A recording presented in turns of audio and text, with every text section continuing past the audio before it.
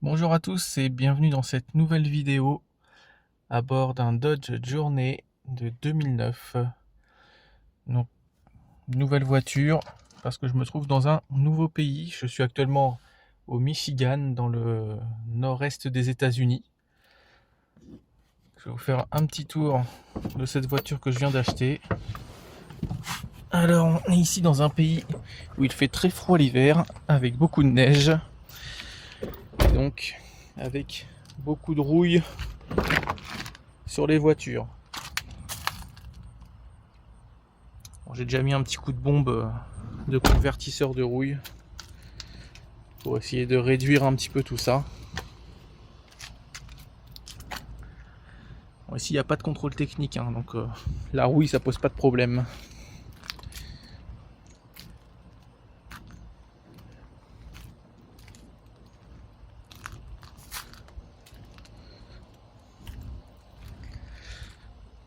C'est une voiture que j'ai achetée 1300 $, un petit peu plus de 1100 euros, 1160 euros je crois. Alors il y a pas mal de boulot quand même dessus, hein. La rouille ça va juste rester comme ça, c'est juste pour quelques mois la voiture. L'intérieur est vraiment pas très propre.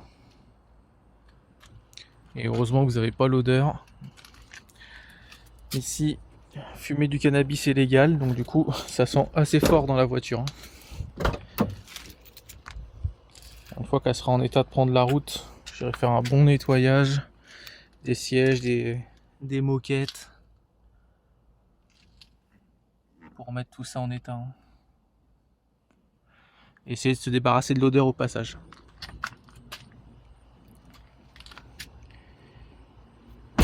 Donc au niveau des petits problèmes, il y a l'étrier avant gauche qui est grippé. Il y a un bon trou dans l'échappement, je vais vous faire écouter ça. Comme beaucoup de voitures ici, hein, on en croise beaucoup sur la route, presque en échappement libre. Les échappements sont souvent cassés, percés, pourris par la rouille.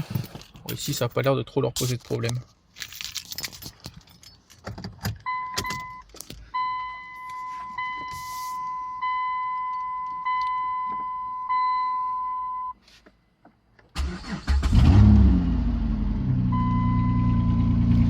Alors au niveau motorisation, c'est un 3,5 litres V6 de 235 chevaux si je dis pas de bêtises. Alors j'espère que vous allez bien entendre sur la vidéo, mais ça chante bien, surtout à froid.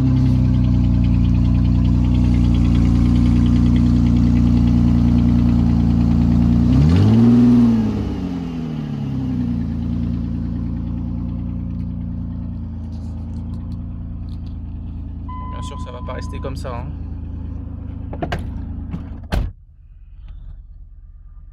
Côté voyant, j'ai un voyant pression de pneus qui clignote. Alors les 4 pneus sont HS, donc je verrai ça lorsque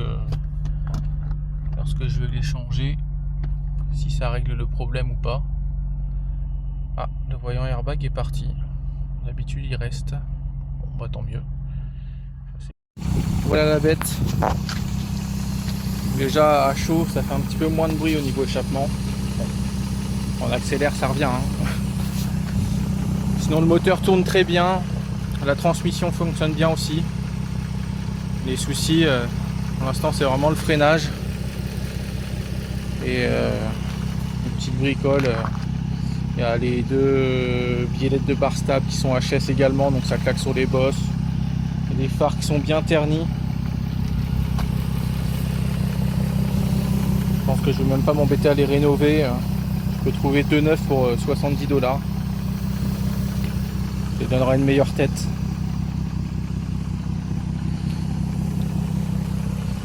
Alors j'ai déjà acheté pas mal de petites pièces pour la remettre en état. Étrier, disques, plaquettes, les filtres, de quoi faire une vidange, de l'huile et pas mal d'outils parce que j'avais rien ici. Donc, petit à petit je me rééquipe. De parler d'un autre problème, c'est la vitre arrière gauche qui ne fonctionne pas et ils ont mis pas mal de scotch. Je sens que je vais pas mal galérer aussi à enlever toute la colle qui va rester sur la porte et sur la vitre. Donc, je vais essayer de m'en occuper tout de suite. C'est la vitre pour virer tout le scotch. Donc, visiblement le problème vient du moteur, donc j'ai acheté un nouveau moteur. Tout simple à changer, hein. Juste 3 vis à enlever, un connecteur. On fait ça tout de suite.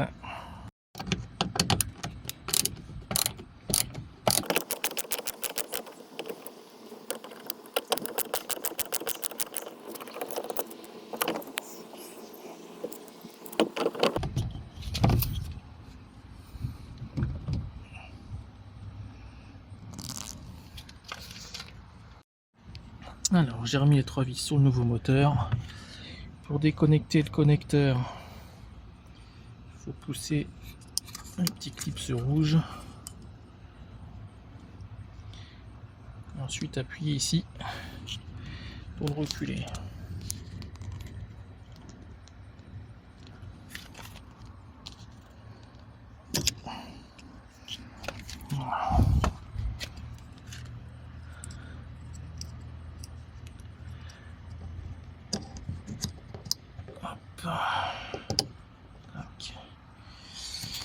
Il n'y a plus qu'à tester.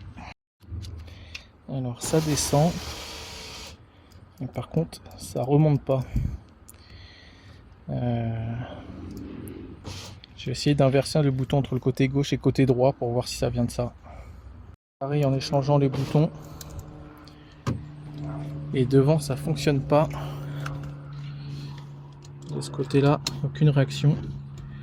Alors, de l'autre ça fonctionne. Donc, potentiellement c'est peut-être devant qu'il y a un souci. Pour remonter la vitre, j'ai enlevé le moteur. Ça me permettra de la lever à la main. Ça 2 secondes.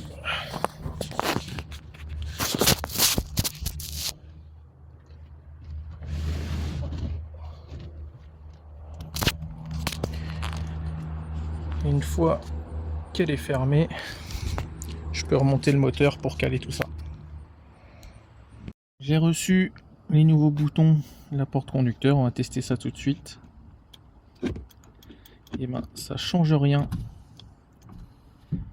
Ça c'est pas cool, ça veut dire qu'il y a un problème dans le faisceau quelque part. Ça va être un peu plus embêtant à trouver. Maintenant je vais m'attaquer au frein avant. L'étrier avant gauche sur la route du retour il avait grippé. Je suis pas sûr qu'on voit bien mais ça fait des traces bleues de chauffe, ça fumait bien. Visiblement ils ont déjà tenté de remplacer les colonnettes ou au moins de les graisser. Mais bon, tout est rouillé par là donc j'ai commandé des étriers neufs. Et je vais changer les biellettes de bar stab aussi au passage parce que ça claque sur les bosses. J'avais commandé un flexible de frein au cas où mais bon, il est en bon état. Vu comment c'est rouillé, je ne vais pas tenter de démonter, pas me créer de problèmes supplémentaires. Les biellettes en effet elles sont complètement déchirées. Et vu comment c'est sec et rouillé dedans, ça doit faire un moment que c'est comme ça. Pas étonnant que ça claque fort. Bon, bien sûr il y a de la rouille partout ici, hein. Il sale beaucoup les routes l'hiver, donc tout finit rouillé. Bon, l'étrier étant grippé, employer les grands moyens pour le sortir, mais ça va.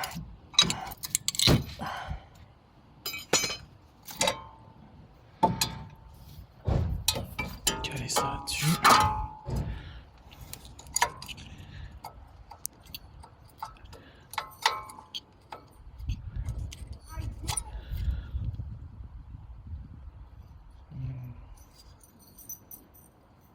Je sais pas si c'est le fait d'avoir chauffé qui les a changés de couleur comme ça. J'ai commandé des neufs et des disques neufs également. Le nouveau disque est en place. Nous voici le nouvel étrier. Avant de monter les plaquettes, je vais mettre un petit peu de lubrifiant céramique exprès. J'ai pris beaucoup.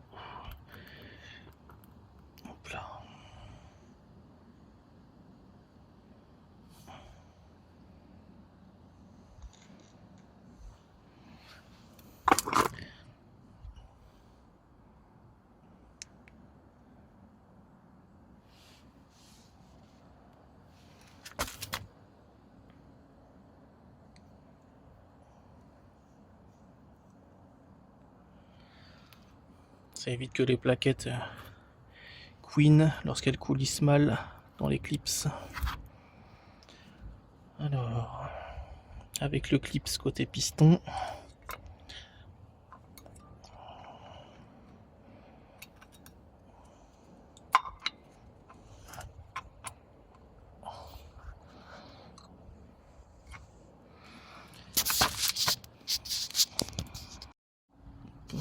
Les deux plaquettes sont en place. Il n'y a plus qu'à remettre ça sur la voiture.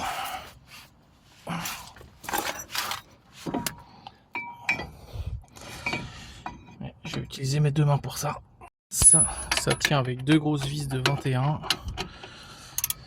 Pour le disque, j'ai pris un disque peint avec un revêtement anti-rouille. Parce que vu l'état des voitures ici et la neige l'hiver, si ça peut les préserver un peu plus longtemps, c'est bien. J'ai pas de clé dynamométrique ici, donc je vais faire ça au feeling. Il me restera juste après à transférer le flexible de frein sur l'étrier et faire la même chose de l'autre côté. Alors côté passager, la biellette de bar stable c'est pas mieux, hein, dans le même état. L'amortisseur est un peu plus rouillé quand même. Les plaquettes ont l'air neuves. Comme noté dans l'annonce, ils ont bien intervenu sur les freins, mais bon, ils n'ont pas cherché le problème au bon endroit. Pour purger les freins, j'ai acheté ce système là, qui normalement permet de purger tout seul. Donc on met une extrémité sur la vis de purge. Ensuite on a un petit bocal intermédiaire et une petite pompe à main. Il faut d'abord mettre en dépression. Si j'ai bien vu, je vais pas regarder quelle valeur il fallait mettre d'ailleurs. Faire ça comme ça. Verdict, c'est pas terrible. Ça perd de la pression tout seul déjà. Je sais pas si c'est au niveau du bocal, au niveau du tuyau. Ouais, c'est assez sensible quand même. Ça redescend vite. J'ai pas l'impression que ça aspire très très fort non plus. Bon bah voilà. Ça se déconnecte. Je sens que ça va finir avec une purge à l'ancienne. Je vais demander à ma femme d'appuyer sur la pédale, on ira plus vite. Attaquer la barre stable, enfin la biellette de barre stable. J'ai déjà essayé côté conducteur, mais je vais avoir besoin d'une clé à choc parce que c'est tellement grippé que j'ai cassé une clé Torx coudée et un embout comme ça. J'en ai racheté un, je vais essayer de ce côté là, je vais tenter ma chance de ce côté là. Mais en bas, c'est pas tellement accessible, ça va pas être simple. Donc je pense que une clé à choc ça va pas être de trop. Et c'est pareil, j'ai retesté après, j'ai le bouchon de vidange qui est tellement serré que même avec la barre comme ça, j'arrive pas à le bouger. Donc, je pense qu'il sert tout à la clé à choc ici. Bon allez, je vais essayer comme ça. Bon, bah voilà. Encore un embout de cassé. Bon, je vais lâcher l'affaire là-dessus. Hein. Je vais prendre quelqu'un qui fait de la mécanique à domicile et puis je lui dirai qu'il faudra qu'il vienne avec une clé à choc parce que sinon ça va être compliqué. Sachant que là j'ai pris un embout de bien meilleure qualité pour que ça résiste. Donc ça a juste, je crois que j'ai dû tourner un quart de tour l'écrou et c'est tout. Bon, mais on passe à autre chose. Après avoir essayé de purger, j'avais toujours de l'air dans le circuit.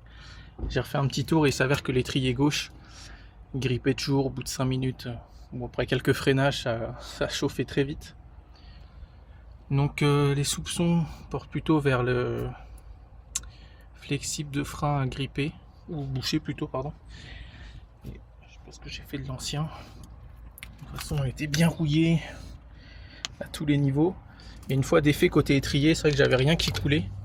Après, c'est sorti pas mal de l'étrier, par contre, parce que c'était sous pression dans l'étrier. Autre problème, le petit écrou ici, il est complètement grippé sur la durite.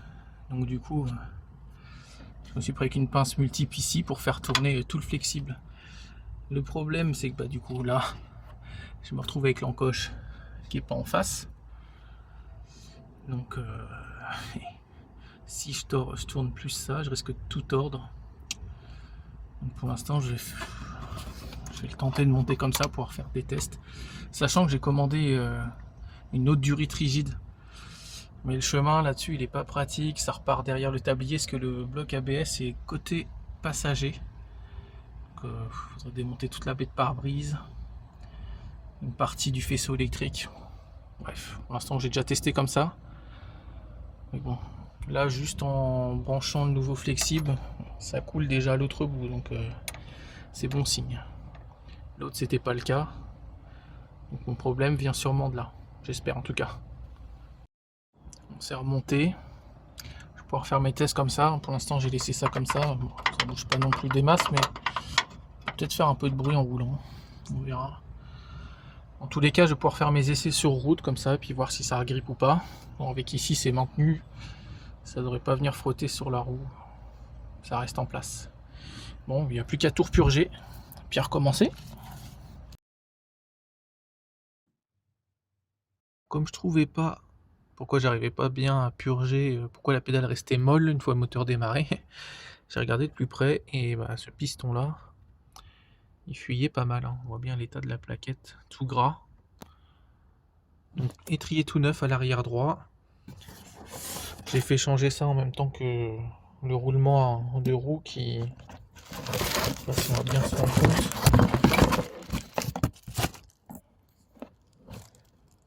Mais il y avait pas mal de jeux. J'ai oublié de filmer pendant que c'était encore sur la voiture, mais c'était flagrant. Et surtout, ça faisait un bruit de dingue en roulant. Comme j'ai pas l'outillage adapté, je l'ai fait faire. Et j'ai fait remplacer aussi les biellettes de bar stable devant. Donc il a fallu découper. Je sais pas si on va bien voir comme ça. Voilà, une belle biellette toute neuve.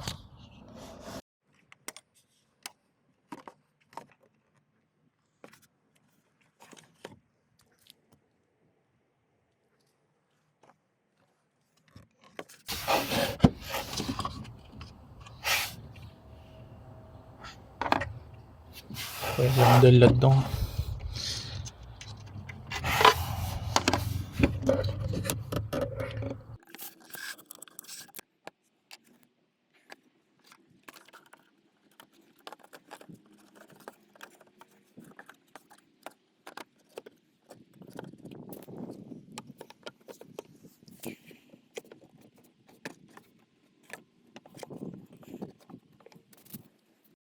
Bon, j'ai dû couper un peu le dessus du joint du filtre parce que le contour était plus épais que l'ancien et la boîte fermait pas.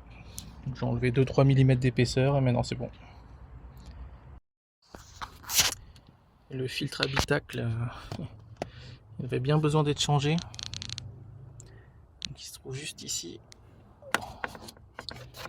derrière la boîte à gants. Allez, un filtre à air habitacle neuf, ça fera pas de mal. Rien de plus simple à remettre en place. Hop. Le cache est juste clipsé. Voilà. Maintenant, il faut y remettre ça. Alors, c'est juste des clips à pousser. Hein.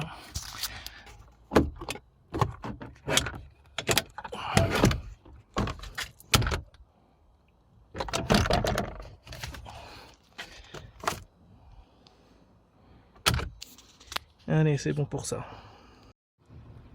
J'ai galéré, j'ai enfin réussi à débloquer le bouchon de vidange. Bon, après, je sens que maintenant je vais m'amuser à enlever la douille du bouchon. Pour remettre partout. Parce que déjà le bouchon était... L'empreinte du bouchon était pas terrible. Donc j'ai dû rentrer un peu la douille en force au marteau. Le plus dur est fait. Okay. J'ai pas prévu de joint. Je sais pas s'il y en a. Ouais. Je vais voir ça.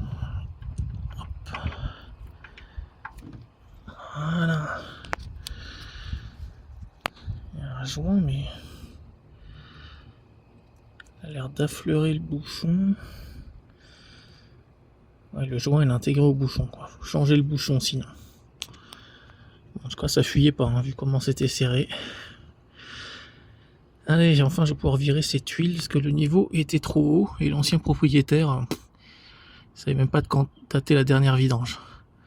Sinon, j'avais déjà changé le filtre qui est caché par ici. Voilà.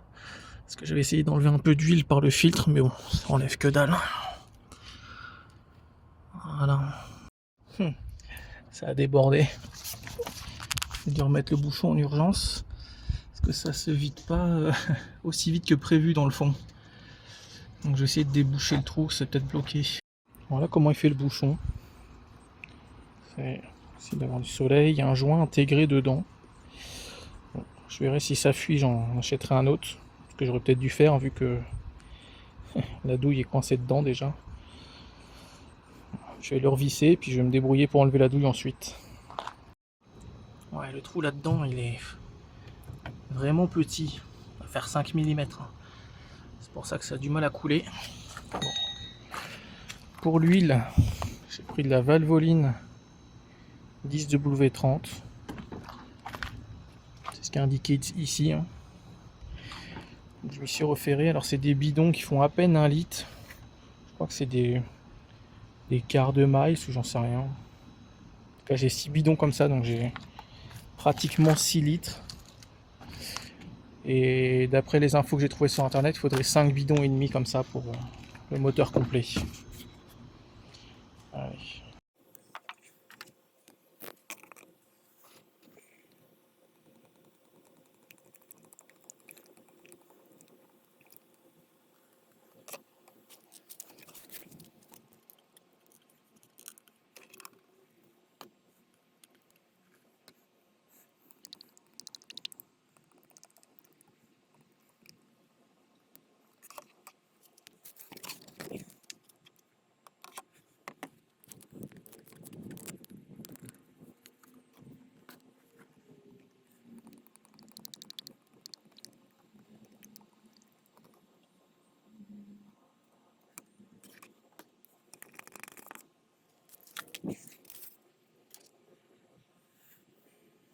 J'ai reçu de quoi lui faire un petit lifting.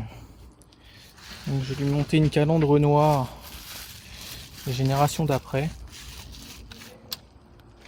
Je préfère à celle en chrome. Des phares également avec un fond noir. Voilà. Les anti-brouillard LED, fond noir également. Et en bas, c'est 2 boîtes d'ampoules LED, histoire d'éclairer un peu plus fort. C'est la calandre. Il y a des clips comme ça, sur toute la longueur. Et après, dans le bas, c'est clipsé sur le pare-choc. Voilà, c'est un peu plus galère, il faut leur accéder par l'arrière. Les phares, c'est un peu plus simple. Hein. 3 vis de 10. Côté conducteur, un petit peu moins accessible par là, mais bon, on va trouver un chemin. Pour le phare, je pense que la méthode officielle, il faut démonter le pare-choc. Hein. Bon, j'ai un peu bourriné là, un peu rayé, mais bon, vu l'état de la peinture, c'est pas bien grave. Je vais essayer de faire l'autre et puis on continue. Et ça y est, tout est démonté. Et vous pouvez admirer au passage la superbe position pour mettre la batterie dans le passage de roue. C'est bien pratique pour la changer ça. Heureusement ils ont prévu des connecteurs ici en cas de besoin pour brancher les câbles. Allez, c'est parti pour monter les pièces neuves. Ça y est, les phares sont en place, il me reste plus que la calandre. Alors il y a une petite chose qui diffère entre les deux modèles. Sur l'ancienne, il y a une petite patte de fixation qui vient se clipser ici. Et sur celle-ci, elle est plus basse. Il n'y a pas le gros logo au milieu. Donc là, j'ai pas de trou dans le pare-choc, donc je vais la couper. Ça devrait tenir correctement quand même. Alors, j'ai pas beaucoup d'outils ici. J'essaie de la casser avec ça. Bon, je pas sûr que ce soit terrible. Bon, je vais essayer de la couper au cutter. Alors, avec le cutter, c'est bien parti. On va pouvoir la mettre en place.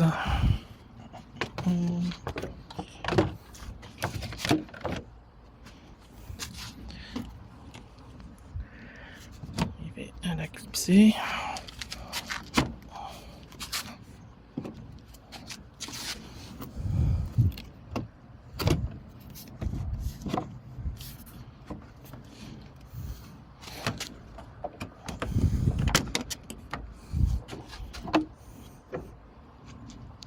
Voilà, plus que les clips Zio.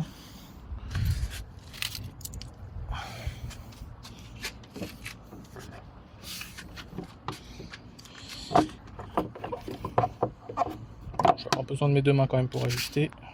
Bon, il a fallu forcer un petit peu pour rentrer l'admission.